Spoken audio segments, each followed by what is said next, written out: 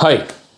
మన ఆంధ్రప్రదేశ్ రాజకీయాలు ఏ స్థాయి వాళ్ళకైనా ఎంటర్టైనింగ్గానే ఉంటాయి, ఇంక్లూడింగ్ ఎల్కేజీ కుర్రోడికి.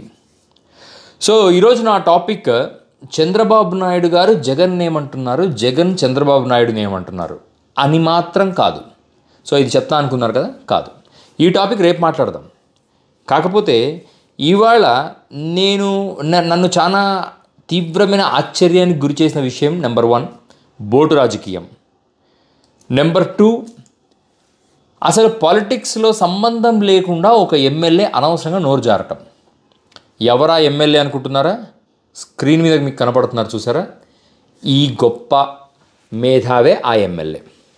సో ఈ ఎమ్మెల్యే గురించి నాకు తెలిసినప్పటికీ ఐ నో హిమ్ పర్సనలీ, అయినా కూడా నేను ఇతని గురించి అతని పర్సన్స్లోకి వెళ్ళదలుచుకోలేదు, ఎందుకంటే నేను చాలా బాధ్యతాయుతంగా మాట్లాడాలనుకుంటున్నాను ఈరోజు. బేసికల్లీ ఎమ్మెల్యేలకు తమ నియోజకవర్గ సమస్యల గురించి మాట్లాడే అవకాశం ఉండాలి, మాట్లాడాలి.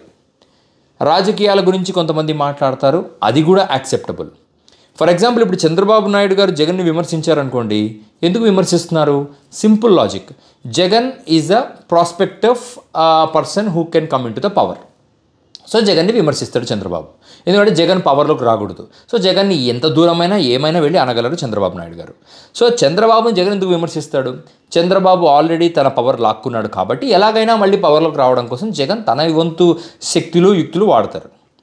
వీళ్ళిద్దరి మధ్య బాగానే ఉంటుంది. సో చంద్రబాబుకు కూడా ఒక ఇన్నర్ సర్కిల్ ఉంటుంది, జగన్మోహన్ రెడ్డి గారికి కూడా ఒక ఇన్నర్ సర్కిల్ ఉంటుంది. ఆ ఇన్నర్ సర్కిల్ కూడా ఈ పాలిటిక్స్లో భాగంగా ఉంటారు. సో ఈ మిగతా నియోజకవర్గానికి సంబంధించిన ఎమ్మెల్యేలు ఎవరైతే ఉంటారో వీళ్లకు వెరీ హై లెవెల్ పొలిటికల్ స్ట్రాటజీస్కి సంబంధం ఉండదు. ఫర్ ఎగ్జాంపుల్ మీ నియోజకవర్గం ఎమ్మెల్యేస్ ఉంటారు, వాళ్ళు జగన్మోహన్ రెడ్డిని అనడానికి వాళ్ళకి అవసరాలు ఉండవు, అవసరం కూడా ఉండదు. ఎందుకంటే వాళ్ళు ఈరోజు ఈ పార్టీలో ఉండొచ్చు, రేపు ఇంకో పార్టీలోకి వెళ్ళిపోవచ్చు, ఎందుకంటే అవకాశానికి తగినట్టుగా మారిపోతుంటారు ఎమ్మెల్యేలు. బట్ ఈ కొలికిపూడి శ్రీనివాసరావు అనే ఈ వ్యక్తి సో రీసెంట్గా ఒక టీవీ ఛానల్ డిబేట్లో కూర్చొని ఆయన రీసెంట్గా ఏంటి రోజు కూర్చుంటారు అనుకోండి. సో ఆయన ఎందుకు ఎల్లో షర్ట్ వేసుకొని తలకు గ్రీన్ కండువ కట్టుకొని వస్తారో నాకు తెలియదు. ఇదివరకు అయితే అమరావతికి ఏదో కష్టం వచ్చింది, అమరావతికి నేను ఛాంపియన్ని అని చెప్పి 5 ఏళ్ళు జనం మధ్యన చాలా ప్రొజెక్టివ్గా తిరిగేసి ఆయన ఆబ్వియస్లీ అమరావతిని ఒక ఎమోషన్ని బేస్ చేసుకొని ఒక ఊరికి ఒక నియోజకవర్గానికి తను టికెట్ సంపాదించుకొని టీడీపీ వేవ్లో గెలిచేశాడు. గెలిచిన తర్వాత ఆయన ప్రవర్తన ఎలా ఉంది? డైరెక్ట్గా జగన్మోహన్ రెడ్డిని అంటాం, లేదా డైరెక్ట్గా రాజశేఖర రెడ్డి గారిని అంటాం. సో చంద్రబాబు నాయుడు గారు రాజశేఖర రెడ్డి గారిని అంటున్నారు అన్నప్పుడు కూడా జనం యాక్సెప్ట్ చేయలేదు. ఎందుకు? రాజశేఖర రెడ్డి గారు అనే వ్యక్తి ఈజ్ ఎ వెరీ చారిజ్మాటిక్ లీడర్. ఆయనతో పెట్టుకొని ఏ పార్టీలు పెద్దగా మనుగడ సాగించలేవన్న విషయం ప్రతి పార్టీకి తెలుసు.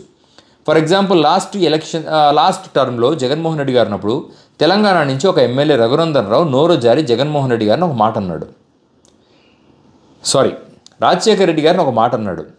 ఏమైపోయాడు? పావురాలగుట్టలో పౌరమైపోయాడు అనేది అన్నాడు.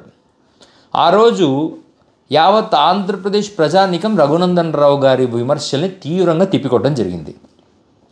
రాజశేఖర రెడ్డి అనే వ్యక్తి కేవలం ఒక పొలిటీషియన్ మాత్రమే కాదు, ఆయన ఒక ఎమోషన్.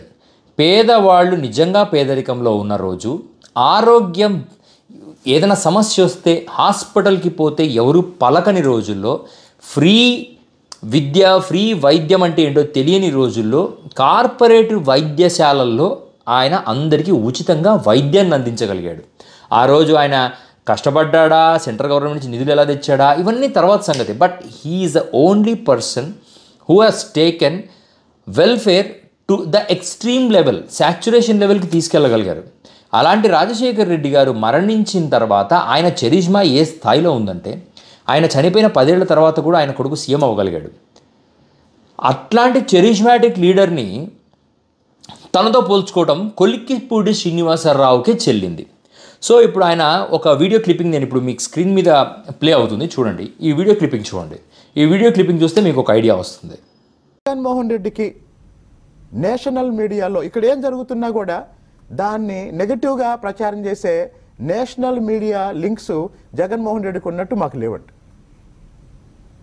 వాస్తవ క్షేత్రస్థాయిలో ఏం జరుగుతుందో దీనికి భిన్నంగా జగన్మోహన్ రెడ్డి మీడియా చెప్తుంది. ఇప్పుడు హెడ్ రెగ్యులేటర్ ఎందుకు ఎత్తావు, ఎవరు ఎత్తారు అని జగన్మోహన్ రెడ్డి అడిగాడు. 2005లో మీ బాబే ఎత్తాడు, 2008లో మీ బాబే ఎత్తాడు. 2 సార్లు ఎత్తాడు. పైనుంచి ప్రవాహం వస్తున్నప్పుడు ఎత్తాలి కదా, ఎత్తపోతే అది ఆ వరద ఉధృతికి ఎత్తకపోతే అది ఎత్తుకుపోద్ది. ఇంకోటండి, మొన్న చంద్రబాబు నాయుడు గారు జగన్మోహన్ రెడ్డిని అనటం ఓకే, కొంతవరకు యాక్సెప్టబుల్. చంద్రబాబు నాయుడు గారు రాజశేఖర రెడ్డి గారిని అనటం కూడా కొంతవరకు యాక్సెప్టబుల్. బట్ కొలికిపూడి శ్రీనివాసరావుకి ఏ స్థాయి ఉందని రాజశేఖర్ రెడ్డి గారిని విమర్శించటం, అండ్ ఏ స్థాయి ఉందని జగన్మోహన్ రెడ్డి గారిని నీ అబ్బా అని సంబోధించటం. జగన్మోహన్ రెడ్డి అబ్బా గురించి మాట్లాడే ముందు నీవు ఎక్కడి నుంచి వచ్చావు, ఏ స్థాయికి ఎదిగావు, ఈ వచ్చిన స్థాయిని ప్రజలు నీకు ఎంత ప్రేమగా ఇచ్చారు, దాన్ని ఎలా నిలబెట్టుకోవాలి, ఇది ప్రతి మనిషి ఆలోచించుకోవాల్సిన అవసరం.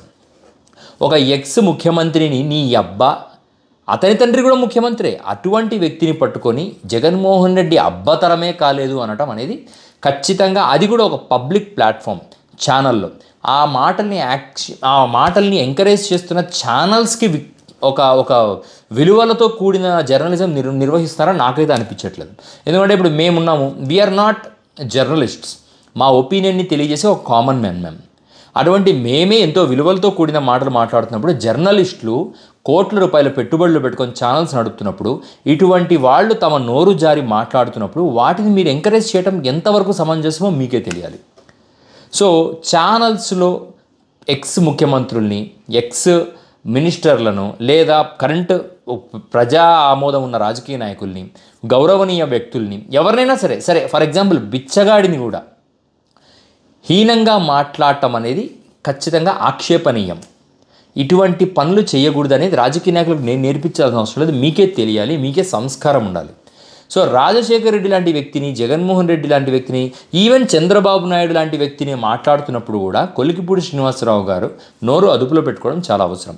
సో ఇదే కొలికిపూడి శ్రీనివాసరావు గారు జగన్ గారు ముఖ్యమంత్రి కాకమునుపు సాక్షిలో I think he was in YSRCP, సాక్షిలో చంద్రబాబు నాయుడు గారిని ఎంత మాట పడితే అంత మాట అనేవాడు. ఇప్పుడు జగన్ అంటున్నాడు. సో ఇటువంటి విలువలు లేని రాజకీయ నాయకులు, అంటే ఏ పార్టీలో ఉంటే ఆ అపోజిషన్ పార్టీ నాయకుల్ని నోటికి వచ్చినట్టు తిట్టడం, దుర్భాషలాడటం అత్యంత హేయమైన చర్య. సో కొలికిపూడి శ్రీనివాసరావు గారు, నా రిక్వెస్ట్ ఏంటంటే, మీరు నిజాయితీగా రాజకీయాలు చేయాలనుకుంటే జీవితాంతం టీడీపీలోనే ఉండండి. ఇంకొకసారి మీరు వేరే పార్టీ మారకండి.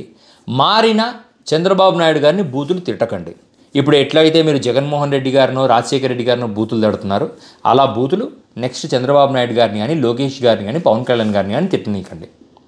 సో కూటమి ప్రభుత్వంలో చాలా ఇంపార్టెంట్గా తెలుసుకోవాల్సిన విషయం ఏంటంటే, ఇటువంటి ఎమ్మెల్యేలు, పై స్థాయి వాళ్ళు చేసే రాజకీయాల్లో ఇటువంటి ఎమ్మెల్యేలు నోరు జారి మాట్లాడే మాటలు మీ ప్రభుత్వానికి నష్టం చేకూరుస్తాయి. ఇవి చెక్ చేసుకుంటారని ఆశిస్తున్నాను. Thank you.